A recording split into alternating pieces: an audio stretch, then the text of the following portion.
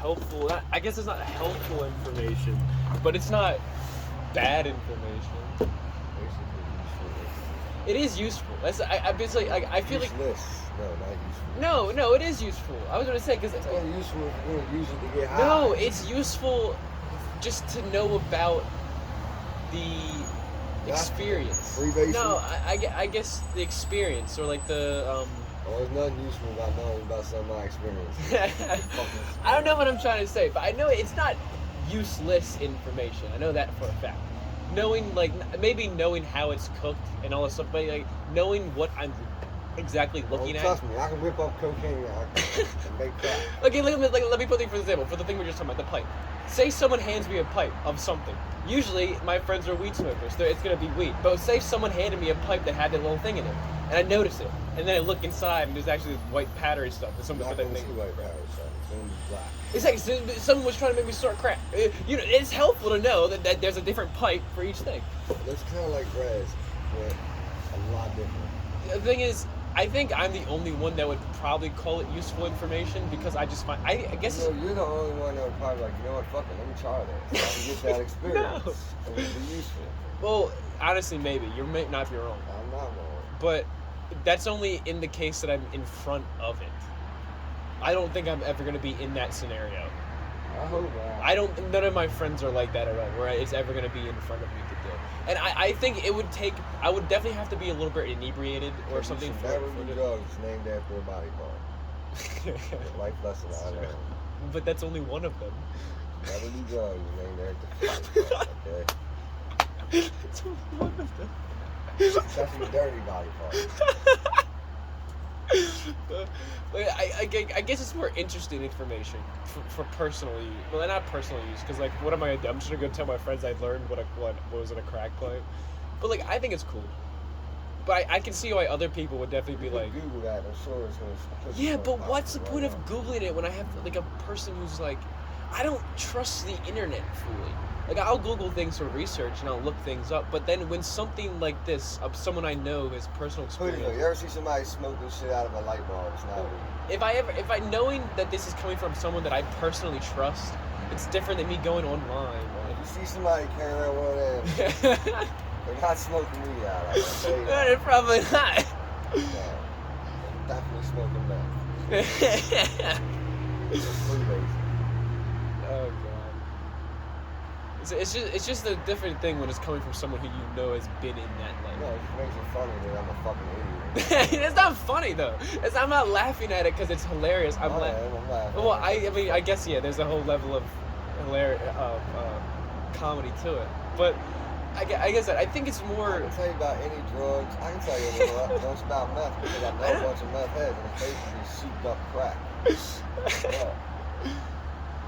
But like, I think I just find this stuff interesting. Life lessons across the spectrum. I guess yeah, that's what it is.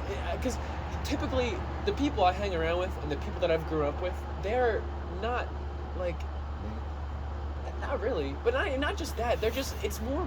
I guess boring. Like my life's been pretty still, I guess is the word. Nothing really extreme happens. Nothing really, I'm not unhappy about it or happy about it. You know, I'm just it's my life, whatever.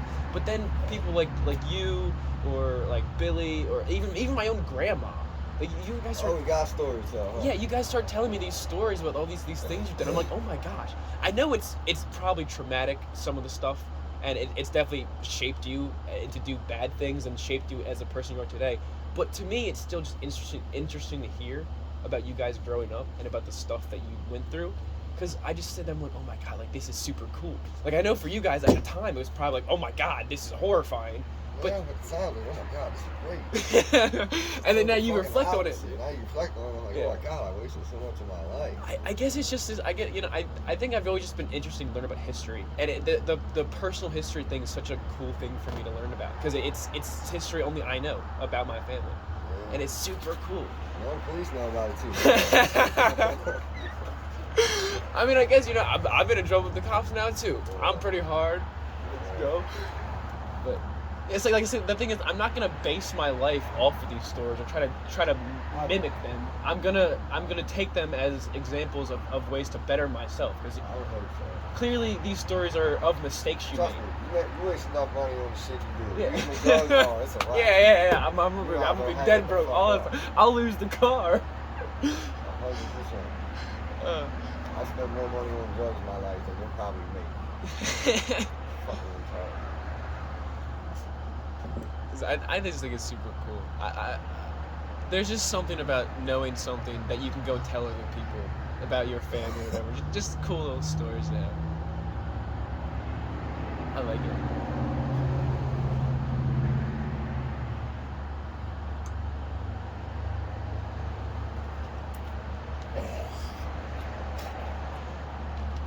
Did you ever sell drugs? How much money did you make with that? It was my first job, selling weed.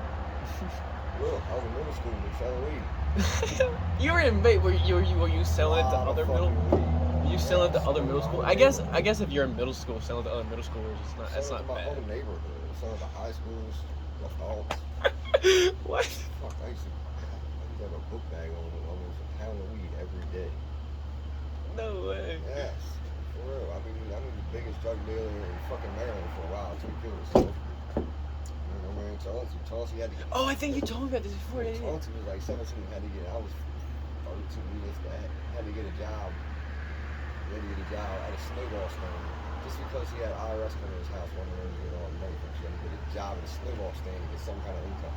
I walked into the snowball stand, take the book bag, and I go out in the neighborhood and sell it. So it back then it really was like a whole trade-off system kind of thing. You would walk up to some guy at a snow cone stand, he'd give you a bag, you'd go sell it. Like, Yeah, I walked in the morning, he walked down there, I'm walking down the road, you get the snowball stand, we'll have to get shit ready. I'll take the bag, walk back to the neighborhood, and get rid of the rest of the shit. End of the day, I'd have fucking $2-3 grand cash on me.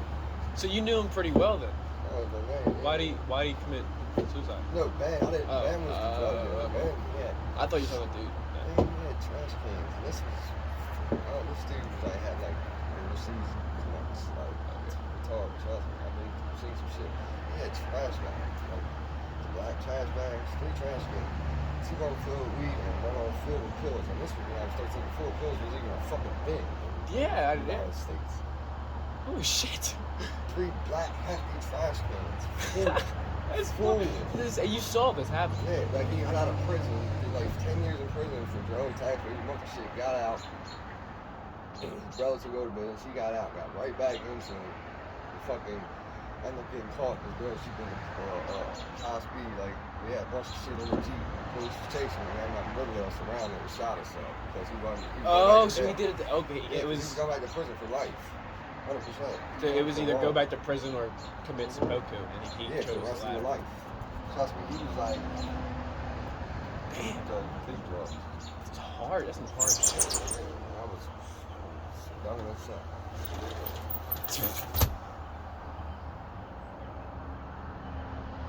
So that was someone very near and dear to me. I love that man. He has such cool stories. It's not like they're cool for the wrong reasons. Like I get they're bad and I get they're like not good things that he's probably done or whatever, but like there's just stories. Oh, they're not just stories. They're real, and that's what I think it really gets down to. It's realistic, you know, like that really happened to him, and that's someone that I look up to, that I care about, and hearing that and whatever, I don't know, I just find it fascinating that he's lived that life, and now he's just kind of a normal, everyday going citizen, because people can change. He's not like that anymore. He got busted for it. He went through the system. You know, he found his way. Oh, God, that was super cool.